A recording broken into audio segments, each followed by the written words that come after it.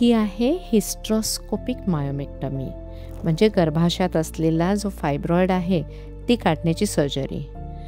पोटावर एकही कट नाही, फक्त युट्रसच्या आतली सर्जरी. मग आधीच्या डॉक्टरांनी लॅप्रोस्कोपी का सांगितली आणि आपण हिस्ट्रोस्कोपी का करत आहोत? तर रूल अगदी सिम्पल आहे. फायब्रॉइड जर कॅव्हिटीमध्ये असेल तर हिस्ट्रोस्कोपी, फायब्रॉइड जर गर्भाशयाच्या भिंतीवर असेल किंवा त्याच्या बाहेर असेल तर लॅप्रोस्कोपी. तर हा फायब्रॉइड गर्भाशयाच्या आतमध्ये आहे, हा टाईप 1 आहे, म्हणून लॅप्रोस्कोपिक इन्सिजनची याला गरज नाही. हिस्ट्रोस्कोपिकली केलं तर हे मिनिमली इन्व्हेसिव्ह होतं आहे, रिकव्हरी क्विक आहे, सेम डेला आपण डिस्चार्ज देऊ. मग प्रोज काय आहेत की ब्लिडिंग कमी, दुखणं जवळजवळ नाहीच आणि फर्टिलिटीसाठी अतिशय उत्तम. आणि हिस्ट्रोस्कोपीचे कॉन्स काय आहेत?